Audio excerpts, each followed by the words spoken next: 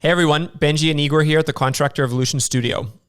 Now, have you ever been frustrated by the fact that your team just doesn't get it? Like, it's so clear to you what needs to happen within your organization, what problems need to be solved, what priorities should be front of mind, where the effort of your organization needs to be, but most, if not all of this, is totally lost on them. Entrepreneurs frequently overestimate how clearly they are communicating the standards that they have in their mind to the people who need to hear them most. And this is why themes are such a powerful leadership tool for contractors to know about. Themes are a super process-driven way to make sure your team's action is aligned with that vision that's so crystal clear to you. So this is why we're really excited to have Ashley Ennis on the show today. Ashley has previously run a highly successful window cleaning franchise system. She ran a division spanning 7 states and provinces with 45 franchisees.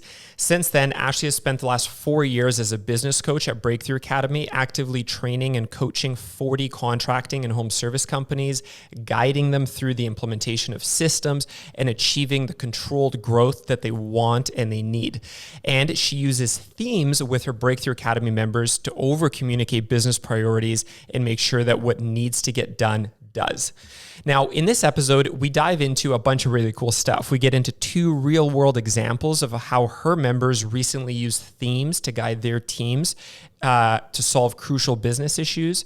We talk about how to identify what a theme should be for your business and what practical steps you need to follow to over-communicate them effectively. The key word here is over-communicate.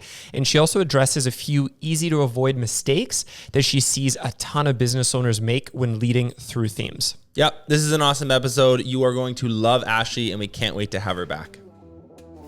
You're watching Contractor Evolution, where we unpack the systems, tactics, and skills you need to take your fast-growing contracting business to the next level. You're here to learn what it takes to scale up, work less, and increase profitability. You've come to the right place.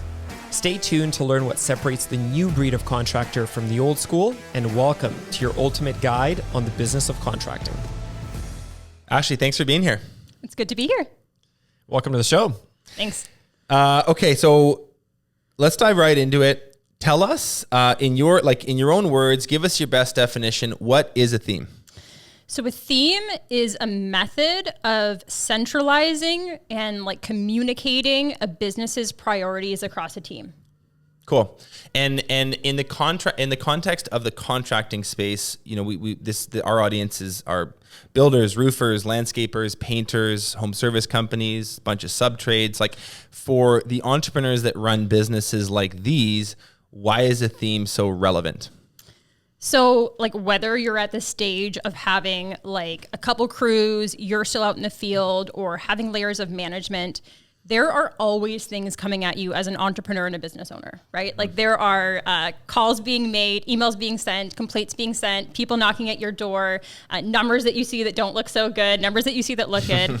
And so it's your job as a leader of the organization to filter that, right? You have to determine, what is it that I'm going to be spending my energy on, and what is it that I'm going to be left undone.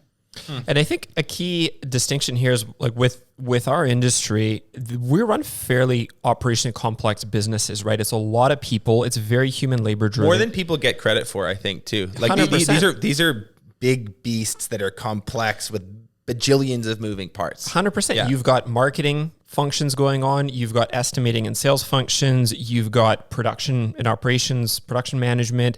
There's the financial aspect of it. There's the customer service side, right? You're balancing a lot of different things. And to Ashley's point, there's so much that you can focus on, and having a theme to narrow in on and have a laser focus of what you got to move the needle on is very powerful. Mm-hmm. I think for me, one thing I have observed is that the leaders, the entrepreneurs that we work with, tend to overestimate how clearly they're communicating business priorities to their team. They're it's all they think about all day while they drive around, or while they're in their office, or when they go to bed at night. So to them, it's crystal clear, but it's actually that hasn't escaped their brain and made it. It hasn't been communicated to the rest of the team in a way that makes it effective, in a way that makes it actionable, and I think themes solve for that. Yeah, the amount of times I hear they should have known, or how didn't they know, or why didn't they just do it? Like it's incredible, but as a leader, our job is to communicate what is important and what we want our people to be focused on. Where do we want them to be spending their time during the day? And so a theme is a communication tool to clearly tell your team what they should be spending their time on. Okay, amazing. So I really want to make sure our listeners like have this concept sink in. Let's get to some examples. I think that you have a couple prepped from our members. Give us whatever examples you have of like a theme in action within a contracting business. Yeah. Okay. So I'm going to tell you two stories. The first story is of one of our members, Mason. He runs Spray Tex Painting in Texas. And so about a year ago, Mason and his team, they had grown really quickly. They were about doubling the size of their business. And late summer, in the heat of production, they started getting a lot of like negative feedback. So complaints, negative phone calls. And Mason's office manager came to him one day and like broke down. She was extremely emotional. She was asking herself, what is this company that I'm working for? Why am I even doing this? Because she's fielding the calls. Yeah. So she's taking these calls. She's getting complaints. All that she's doing all day is actually just, fighting fires and trying to communicate with clients. And so Mason took that and sat with it and really recognized that he was not doing his job as the leader. He was not acting in alignment with his values. His team was not acting in alignment with the company's values, and his integrity as a leader was compromised. So that's a pretty tough moment. And so what Mason did is decide to take ownership over the problem and decide what the solution was going to be. And so what he did is he used the power of a theme in determining customer service excellence as a company. So that is the one thing that him and his team were going to focus on delivering consistently. So what Mason did is he took his team aside and he had a large company meeting. And so they were all feeling it, right? Like I'm sure you all know when there's an issue, you might think you're the only one feeling it in your business. Everyone knows it. Everyone feels it. It sucks. And so we got everyone together and created some alignment on committing to stopping this being their story as a company, committing to being a company that delivers exceptional customer service. And so everybody recommitted to that as their key value as a company and started coming up with some ideas and things that they can do. So here's some practical things that came out of it. In the order of the employment agreements of all of the staff, instead of customer service being the last thing on the list, it became the first thing on the list. He literally like went into Microsoft Word or whatever and was like from third or fourth, it's now number one. Yeah. Okay. Yeah. So often we start by saying, be productive, be efficient, make us money. So instead of that message, Mason said, okay, stop. If we aren't delivering an exceptional customer experience, we're not doing our job as a company. So he flipped the deliverables on their head. So in the weekly meetings that he had with his team and individual like department leads, the first thing that they talked about was literally customer service. Right. So, hey, how you been? How's your week? All right, let's get into it. What were your reviews like last week? Tell me what your customers said about us. What did they say? What phone calls did we field through the office this past week? And that's talked about first over how many estimates did we do? What did we do in production? How much money did we make on that project? What was the gross profit? That's the number one. Yeah. So for a short period of time, Mason actually stopped talking about all other deliverables with his team and only talked about the one specific line item. Interesting. So okay. I want to capture this. The pain point for Mason was we're having a blowback from customers. Our team is tired. It's the middle of summer, which we get, but this is now affecting the quality of the job we're doing, which is impacting our reputation, which is long term going to be a major problem for us. This is an alarm bell that needs to be called or answered. And he created a rallying cry, this theme of exceptional customer service, and then communicated that throughout the team. How long did that last for? What was sort of like the end result? So it's actually like shifted the core focus of Spray Tex Painting from being like a production company to being like an exceptional customer service based company. So they are a rapidly growing organization. They're doubling again this year, but he knew that if they were going to continue to grow at the rate that they were, they needed to do it on a firm foundation. And so the foundation he chose to focus on and keep his finger on and talk about and include in all the orientation days of his teams, to train on, to reward, to recognize was exceptional customer experience.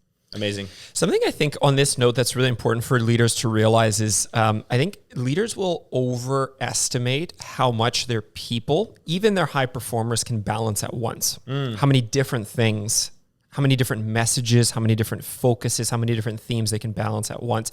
The more the years go on in my leadership career, the more I realize how few things even smart people on a team can truly focus on. Even real high performers with a ton of work, with a ton of focus, the fewer things that you have people focus on, the better they're going to do. Is been very much like one of my observations over the last couple of years. So to your point, a theme is basically a tool to help you prioritize, number one, and communicate, number two, and then see an intended result. In the end. And I think a lot of people get into business, they become an entrepreneur because they have so many ideas and so many things that they want to do, right? It's like the classic joke of the ADD entrepreneur. But if you're pounding in a million directions and your head is constantly full of ideas, and I think we're going to do this, and then I think we're going to do that, and I want to make this happen, you're getting nothing done, because even if you have a strong team, there's no way that people can balance that many things. Even smart people, even hardworking people, balance that many things and execute on them really well. Yeah. I totally agree. I think it's, I think from the perspective of the people on the team, that's also an extremely confusing environment to be in. It's jarring. Yeah. It's actually, you are doing your job as a leader by telling your team specific small numbers of things to focus on. So for Mason's team, one example is that in the field, when the guys are on a job site, if the customer isn't happy, action is being taken. So there's a clear delineation there. They know that if the customer is not having an exceptional experience, action is being taken. And what that's going to be is going to depend on the situation, but they know that they need to get help, they need to provide solutions, they need to do something so that they walk away with the customer having an exceptional experience. So that was like a mantra that was passed around the team that was repeated, and everyone knew I can't remember here, I said if the customer's not happy, action needs to be taken. Yep. That's like repeated over and over and over, to the point where anytime that comes up, it's like, if this, then we do that type thinking. Yeah, totally. Here's a really key point, though, that's really critical to highlight within this example. When you're choosing to focus on something, what you're also doing is saying no to other things, right? Mm-hmm. So if he's really, really focused on the customer experience, the quality of work, all this kind of stuff, you are by definition also putting other things on the back burner.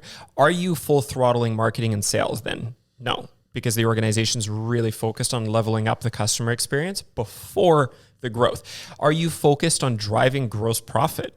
Probably not, because we as leaders, you operate, and I think here's a key point, you operate in a world of constraints. Mm-hmm. Even when people who run huge organizations, right, like the largest company in your trade, in your city, still operates in a world of constraints, people, money, resources. And it's your job as a leader to figure out, where are we going to point these resources? What are we going to say yes to? And more importantly, what are we going to put on the back burner in favor of advancing this one thing?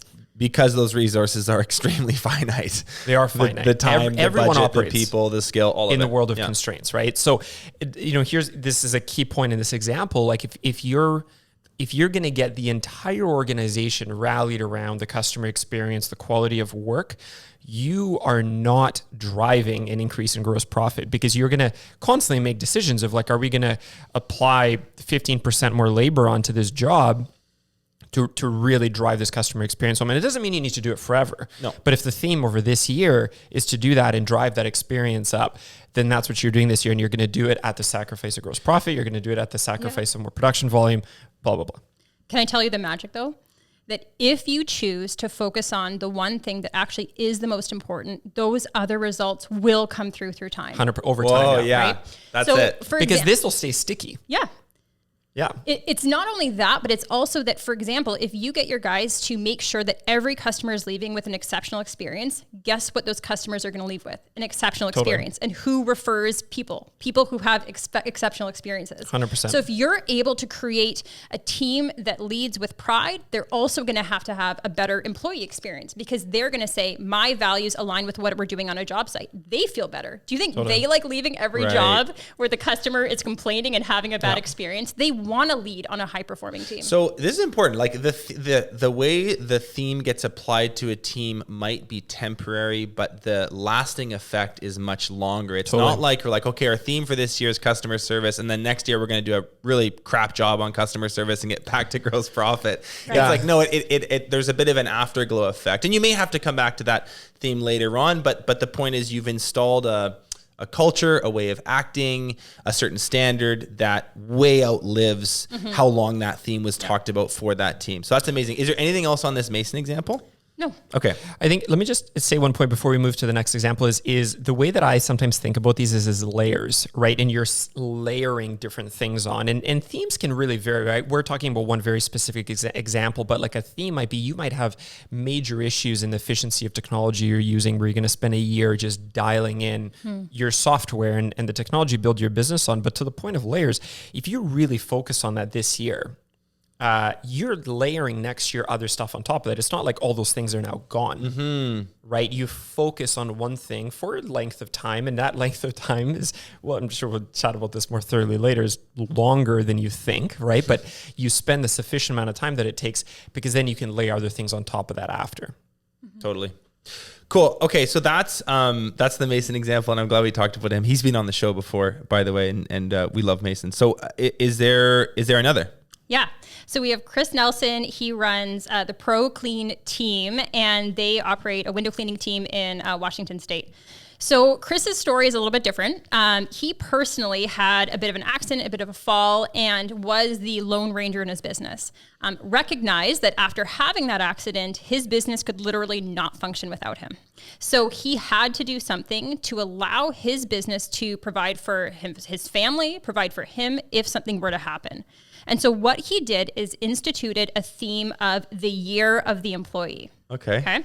So it's actually really cool. One of the first things that he did is, his business used to be called the Pro Clean Windows and Gutters. And he rebranded his entire company to the Pro Clean team. So Chris shifted his focus as a product-based company of clean windows to a service-based company that one of their products is clean windows, and their other product is a team that's performing and getting value from their work in the organization. Okay, so some of the things that he did, he actually let all of the staff go that he had at that point, except for one, because he recognized that he needed to completely shift the culture that was going on in his organization.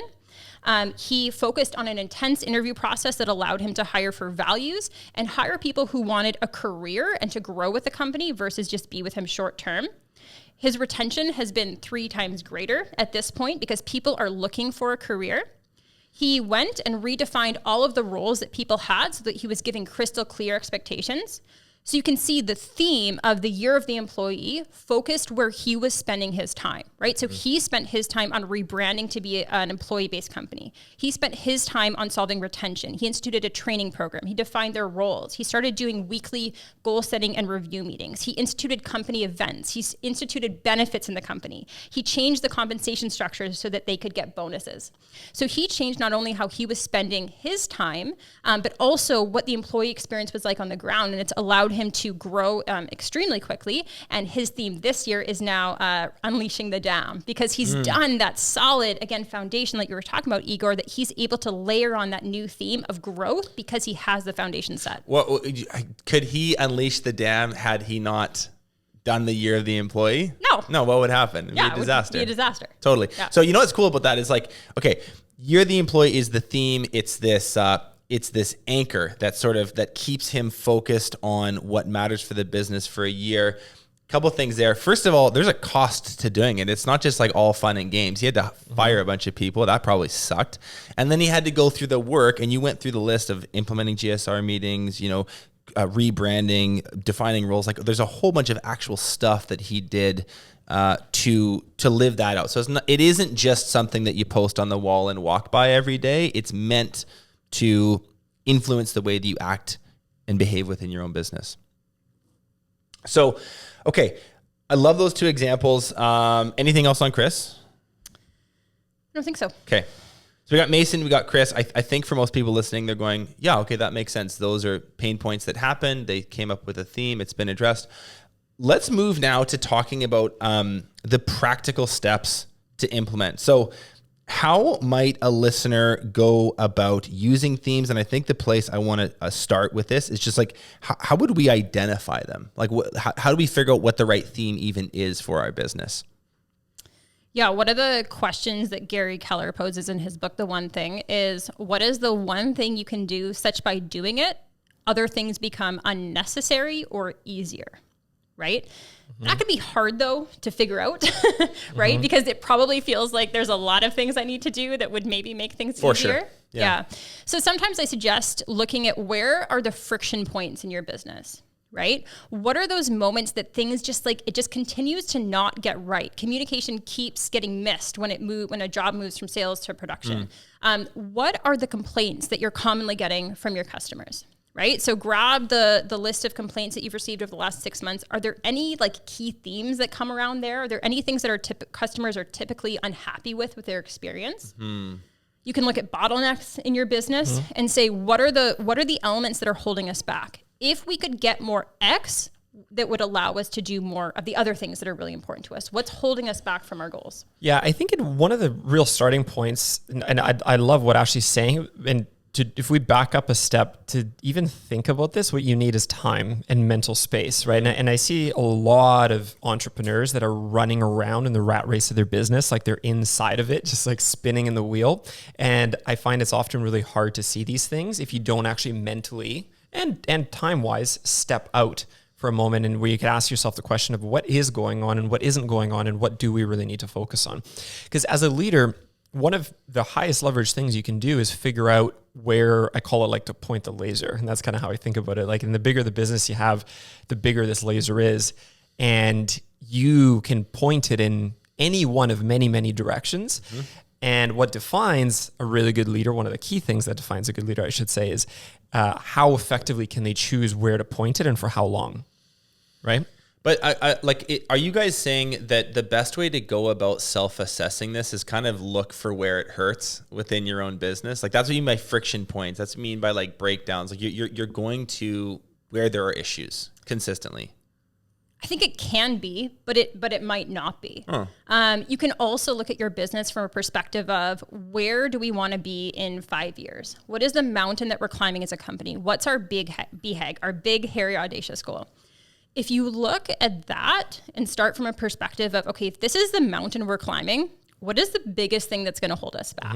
So it can be proactive, not just approach, reactive. Yeah. You're not just like fixing holes in the boat. It can be like, hey, this isn't a problem yet, but we're super clear on this goal or this vision, so I'm going to make a theme for that. Yeah, I think some businesses are going to be in the boat of what we said earlier, where there are holes in the boat, and you're like, we need to plug these, like the customer complaint example, like the one, if you've got customer issues, I'll give you some examples, right? You could have customer issues. You could have employee turnover issues where you're like, hey, we cannot grow until we solve our 42% turnover issue.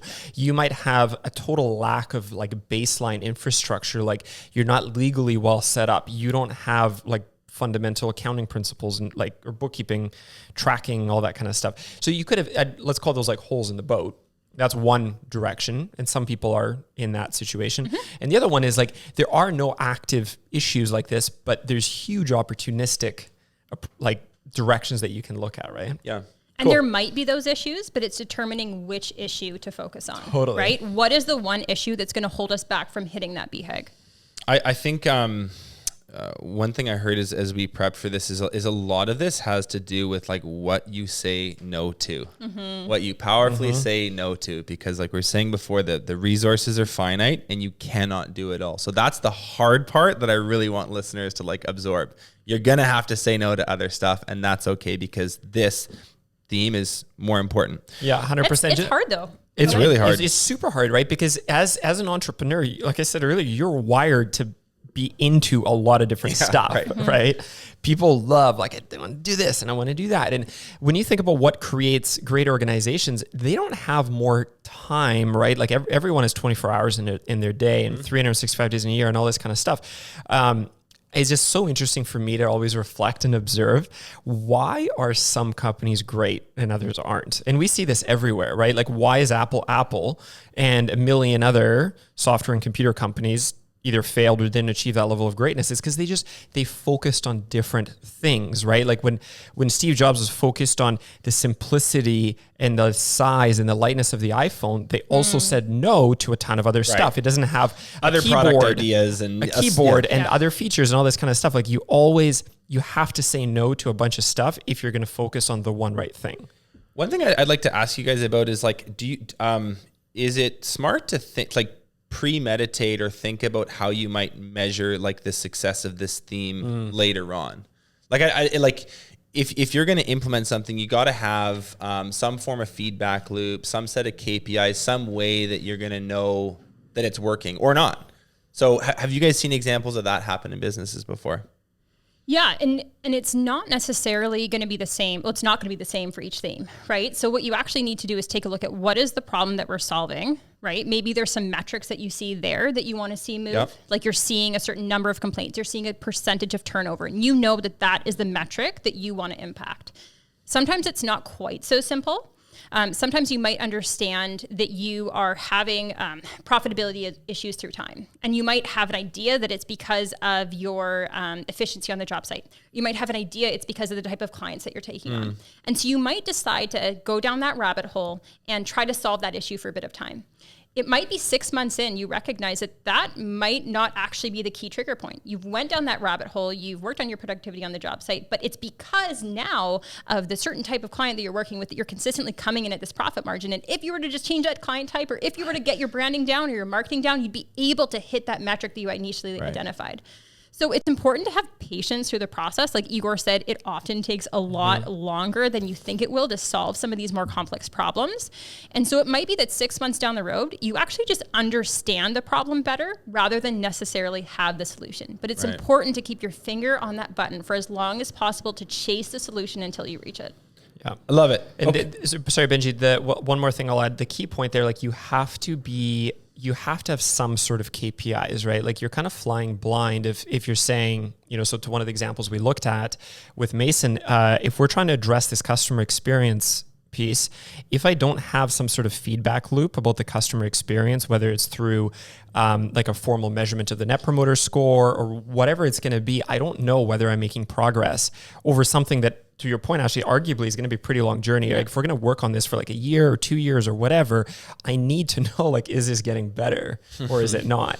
And all things are like that, right? If I'm trying to improve my gross profit margin, I need to be really good at job costing. And if I don't have great job costing systems and regular processes, weekly, monthly, whatever, I don't know how well I'm doing. Yeah. Right. So that's definitely a key consideration. Like if you're going to come up with a theme and have your whole organization focus on it, you got to also have the actual measurement practice in place. Yeah, I think without that, it does sound a little fluffy. When you have the measurability, it's like, it's the evidence is here. This is working, people, or it's not, and we're going to try this. And your people that are following you are also going to trust you and respect you and that theme a lot more if you're continuously holding tension to it by being able to measure it. Yeah.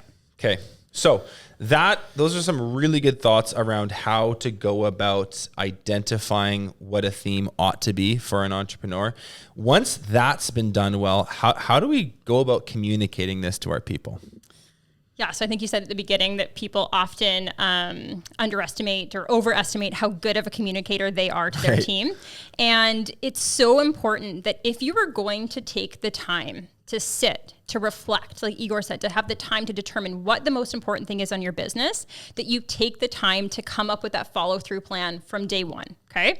So if you come up with an idea before you go and share it with the world, stop and say, how am I gonna measure this? How am I gonna communicate it? What is it gonna look like 2 weeks down the road, 3 weeks down the road, 6 months down the road, a year down the road? If it really is that important, if you've really taken the time to determine what's most important in the business, you should be able to follow up with it at certain touch points. So it's important to communicate it over multiple mediums, right? So if you have employment agreements, it should literally show up. It should change the tasks that are assigned to your employees that they do daily or weekly. It should change the actions that they're taking. It should change what success looks like in terms of deliverables potentially, or the goals that you give to your team. It should impact the annual goals that you communicate and have as a company. It should impact how you deal with issues or which issues you deal with. It'll affect your priority management day to day. It'll impact the types of roles that you bring on that year or don't bring on that year. It'll impact how people shift what responsibilities they have as a team. So it should really impact someone's, systemic meetings, the agenda, what they actually say to their team, and it should impact it both short-term and long-term. So it's being brought up in meetings. It's being put in writing in the form of employment agreements. There's your people are seeing it everywhere. Yeah. This repetition piece is so important. One thing I'll never forget, in my first year running a painting company, I was 18 years old, I had 6 employees. I could not believe how many times I had to repeat the same thing. I remember the realization of like, holy shit, I need to tell these guys, the same thing 16 times. Like a parrot. Like a parrot, about the thoroughness of the pressure washing that's required over and over and over again. It was like spelling it out to a child. Like, you need to clean this way. This needs to be, the fascia boards need to be this level of clean, over and over again. It's really surprising. I think people don't communicate with the level of detail, whether it's like a process of like, guys, we're going to go through these 8 steps as we're doing this. Here's step 1, here's step 2, so on and so forth. Repeat it back to me. Are we 100% clear? And then they'll probably get it wrong. And then you're going to come back the next day. What are the 8 steps we're following here? Right.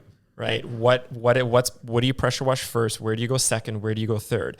Right. It's that was a very shocking realization. This is the part that I think like a lot of us underestimate the number of times we have to repeat it. You sort of, to use your pressure washing example, you do one run through on a pressure washer and say, here's the wall and here's how you spray it and here's the trigger and go nuts. And then you kind of leave it at that. That's actually not enough. You got to come back to it. No, you're going to come back and it's going to be dirty. The nozzle of the pressure washer is this far from the wall and you need to see the dirt coming off, and then you do this and then you do that. It's very, very, very high direction and it's very repetitive. Super high direction. Yeah, it's repetitive and it's also very detailed in the way that you have to explain it, right? Like if we're going on the pressure washing example, it's just like the guy, you explain to him, like, keep it this far off the wall at all times. And all of a sudden you watch him the next day and it's like this far and then it's that far and the wall's all spotted, right? No. You got to reiterate it over and over again with a super high level of detail. And I mean, that's a very minor analogy. It can be this, it can be as complex as certain accounting systems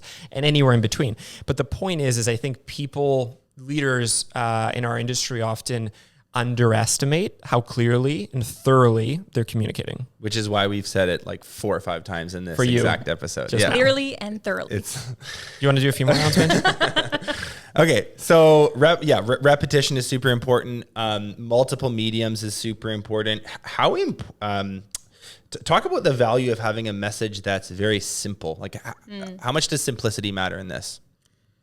I think it's super important. I can speak from experience. When I was in the last year, I had a succession plan going on in the business that I was running. And I knew in order for my succession plan to be able to be executed, I had to have high levels of performance so that the high performers who I wanted to take over and be in leadership positions would stay. And so the simple theme that we came up with was extreme performance. Mm-hmm. And so every single thing that we did was about extreme performance. So it was individuals pushing themselves to the extreme. It was about extreme performance in terms of the profitability metrics that we were getting. It was extreme performance in terms of the level of training that we were giving to our people. It was extreme performance in terms of the number of training events that we were doing. It was extreme performance in terms of the type of external experts that we were getting. And so it was small and short and accessible, and everyone could take a look at that theme and say, okay, I see how that impacts my job. And it's self-evident. Yeah. People aren't like splitting hairs over what it means. Like, it's crystal clear. Yeah. Cool. Yeah. Coming back to, I just want to highlight, we said earlier, it's always a game of constraints. If you want to have extreme performance in whatever you're doing, you can't be doing a ton of things, right? I see that in our organization now. Like, if we want to perform at an exceptional level, you got to do fewer things because there's only so much time, so much money, so many people, all this kind of stuff, right? Always a game of constraints in that example too. I love it. I want to hear, Ashley, from your experience, like, have you seen any mistakes made, and are there any like clear and obvious don't do's when it comes to identifying or communicating a theme? Mm-hmm. Yeah. So one of the things that we've said several times so far in this episode is that when you are saying yes to things, you're saying no to things. So that means that there are going to be things that are left undone, right? If you are really entering into a theme and leaning into it and committing your business to one thing for a period of time, it might be short term or long term, it means that during that time period, other things aren't going to get as much attention. Right. And it's important not to freak out, right? Like that's okay. Yeah. It's okay that things are not getting done. And it's actually okay that results in other areas that are not your core competency, your core focus, the results can actually go down. And so what's important is that you keep your finger and you keep your energy and enthusiasm on that theme, on this core issue that you're solving in your business until you see it through. And it's okay when things in other areas of the business aren't necessarily thriving. I just want to make an interesting point on this one. So 2 weeks ago, I was sitting down with some BTA members. We were just grabbing a dinner and some drinks, and we were talking about this whole point, and we were joking about how everything that you're going to go and do is like 2 to 3 times more money than you think it's going to cost. And everything takes 2 to 3 times longer than you think it will. Whether it's like, we're going to go find a new office, or we're going to get this new division going, or little things like we want to get a new accounting system in place, whatever. Big things or little things, way more money, way more time. And what this BTA member, this contractor, he's like, so how do you have he's like, I'm really feeling this lately. And he asked me, how do you have the patience for this? Right. And I do think about that a lot, because things really do take a long time if you're going to do them properly. And I think it's important to recognize that we live in this super peculiar world right now in this time. I think social media, as a bunch of other just social influences, have created this feeling of very collapsed time frames. Like you got to build a business and you got to sell it and you got to get rich, whatever, right? Like that whole, I think everyone feels it. Our grandfathers didn't feel that way. They weren't like, I'm going to make this farm amazing in the next 3 years and I'm going to sell it for like $1 gazillion. They weren't like, if I'm not a billionaire in 18 months, I'm a loser. That's not what Grandpa was thinking. So I think a key point is just being humble and understanding that timelines are long, right? You got to focus on certain, like your health, physical, mental, all these kind of things. There's certain things you got to do in life to live a long and full life and have a long and full career. There's nothing wrong with running this organization for a number of decades and making it extraordinary, because there's a natural law of how long things take, even for smart, hardworking people. So let the time be the time. If it takes 2 years to implement this theme, it takes 2 years, and then you're going to stack another one after that and another one after that. And trust that journey and that process. Let it take the time it does to do it properly and stack the bricks. And as the time goes on, you're gonna create a great organization, but don't put artificial time pressure on yourself of how long things should or shouldn't take. That's a really great point. Yeah. I think I like that, because I know that our listeners can do that to themselves sometimes. They're like, well, I knew this was a really important thing, and I tried it for a couple months. It didn't work, and then we moved off. And it's like, oh, you just needed to hang in there just a bit longer, and you would have, gotten to the other side of it. So I love that time frames piece. Any other don't do's? I mean, I think maybe we've seen in our own experiences times where we've decided or committed that we were going to do something and had this great idea, and then there was a lack of follow through.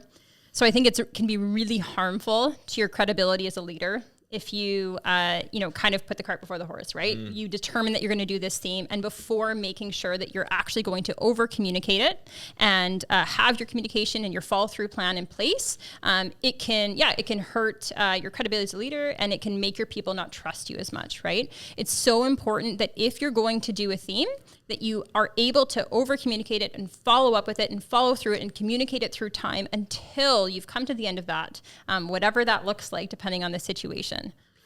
Guys, I just got back from this 10X conference. It's all about sales. Yeah. It's all about sales. That's all we're doing. And then 3 weeks later, you totally forgot about it. And your customer experience sucks. You don't know how much money you're making. Yeah, totally. Yeah. And that, how do your people feel when you as a leader are bouncing all over the place? You just listen to this sick podcast. All of a sudden, you got these new ideas. You just came back from this conference, talk to one of your buddies, right? He's all about digital marketing. Everything's about digital, but you don't literally have a single marketing person, right? So it really does hurt your credibility. And coming back to the jarring point, I think, if you think about being with a bad driver who's like, to the left, and then to the right, and then to the left. And you're like, what is going on here, right? Like, where is this person leading us? Yes. That is a really bad look, as Benji, you like to say. And it's a lot worse than picking one very focused thing and driving it through time effectively. Yeah, high performers want to work for a company that knows their purpose and leads them towards it. It's impossible to inspire your team if you don't know what that one thing is and you can lead them with it. Yeah. And on that note of, we were talking about measurement previously, if you can't measure it, you don't know how well you're doing. As a leader, to communicate and talk about this kind of stuff without actually showing your team over time how we're doing against that goal and that plan, I think also really hurts your credibility. If they're like, well, this guy keeps talking about this, but there's no actual follow through on, are we making an impact? Are we moving that customer experience, that net promoter score? Are we moving that gross profit up, or whatever it might be? You have to be able to measure it. Otherwise your team's not going to buy in. Yeah. So recognize the performance when it does happen, right? If you've picked a theme and you're starting to see some things happen, it's so critical that you're recognizing it and celebrating and boosting that performance. It'll create momentum. You showcase it. Yeah. You give them a platform, give them an audience, give them some applause. Hey, Mason's example, exceptional customer service is extremely important. When a crew gets a 5-star review on Google, like that goes up on the top of Team Huddle. Yeah, Team Huddle, your first 10 minutes are going through what are our 5 top reviews from last week and have each team member share exactly what they did that made it an exceptional customer experience. Cool. I think we should leave it at that. Ashley, it's been really, really, really good having you. This has been a ton of fun. I hope we can have you back again soon. Awesome. Thanks. Hey, if you enjoyed this show, hit that subscribe button. It's what allows us to produce more awesome content for you, totally for free.